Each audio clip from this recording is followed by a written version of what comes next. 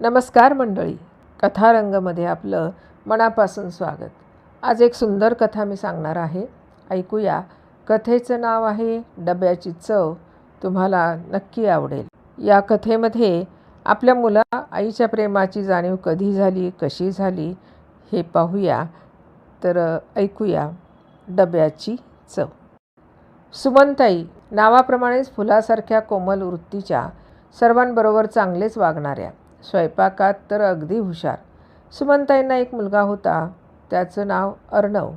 शाळेमध्ये अतिशय हुशार, कर्तबगार. सुमनताईंनी त्याच्या शिक्षणाकडं अगदी लहानपणापासून बारकाईनं लक्ष दिलं होतं. अर्णव पण हुशार होता. सुमनताईंच्या कष्टाचं चीज त्यानं केलं. पुढे जाऊन MBA झाला. एका मोठ्या कंपनीमध्ये उच्च पदावर नोकरीला लागला. सुमनताईंना कृतकृत्य झाल्यासारखे वाटले. अर्णवची नोकरी शहरात होती.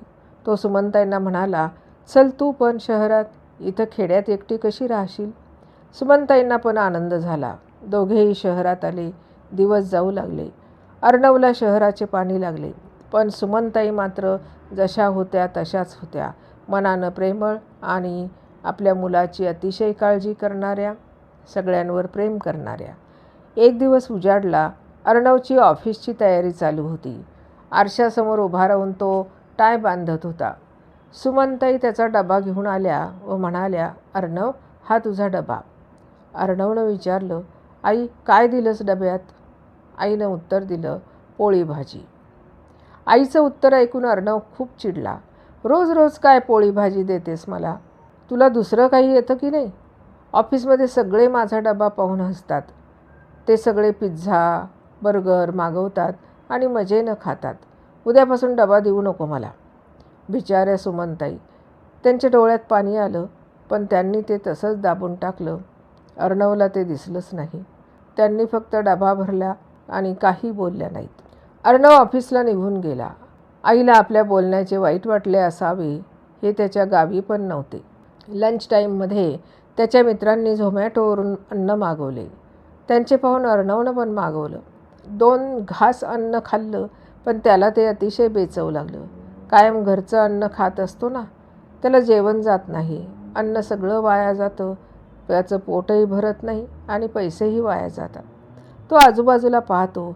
एक काका आपल्या घरचा डबा उघडून खात होते.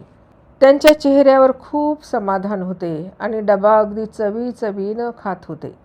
अर्णव त्यांच्याकडे बघतच राहिला. अर्णव दिवसभर उपाशीच असतो. दमून घरी येतो. घरामध्ये लाईट बंद असते. आई किचनमध्ये झोपलेली असते. आई गरम गरम पोळ्या किचन ओट्यावर झाकून ठेवलेल्या असतात. बाजूला एक चिठ्ठी ठेवलेली असते. अर्णव चिठ्ठी वाचतो. चिठ्ठीत लिहिलेले असते, बाळा, उपाशी झोपू नकोस. डबा आवडला नाही तरी चालेल, पण पोट भरायला हवं ना. चिठ्ठी वाचून अर्णवचा कंठ दाटून येतो. तो गुपचूप पोळी खातो.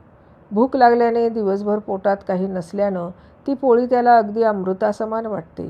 त्याला वाटते, आईच्या हातची चव जगात कुठंच नाही. असेच दिवस जातात. महिना संपतो. पगाराचा दिवस उजाडतो. संध्याकाळी अर्णव घरी येतो. त्याच्या हातात भली मोठी पिशवी असते. तो आनंदाने ओरडून आईला बोलावतो, आई, आजपासून डबा बंद नाही तर डबल डबा. आईला काहीच समजत नाही. आई गोंधळून जाते. अर्णव पिशवीतून नवीन मोठा 3 कप्प्याचा डबा काढतो. हा डबा तुझ्यासाठी. उद्यापासून तू पण माझ्याबरोबर ऑफिसला जेवायला येणार. माझ्या बॉसला तुझ्या हातची वांग्याची भाजी खूप आवडली आहे. ते म्हणाले, उद्यापासून तुझ्या आईच्या हातचं जेवणच मागवायचं कॅन्टीनसाठी. महिन्याला 15,000 रुपये देतील. हे ऐकून आई चकितच झाली. तिच्या डोळ्यातून घळाघळा पाणी वाहू लागले. आनंदानं तिनं अर्णवला मिठी मारली. आई म्हणाली, अरे पण मला कसं जमेल एवढं करायला. अगं आई, घाबरू नकोस. तू फक्त प्रेमानं कर, बाकीचं मी बघतो. तुझ्या डब्याची चव जगाला कळलीच पाहिजे आई.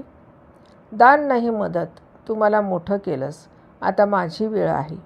मित्रांनो, बाहेरचं कितीही खाल्लं तरी त्याला आईच्या हातची साध्या वरण भाताची सर नाही. कारण त्यात एकच गोष्ट असते, ती म्हणजे माया. ती जगाच्या बाजारात कुठंही विकत मिळत नाही. मग मंडळी, कशी वाटली कथा. तुम्हाला पण आईच्या हातची चव आवडली ना. मग एकच गोष्ट करा. आज आईला जाऊन सांगा, आई, तुझ्या हातचं जेवण बेस्ट आहे.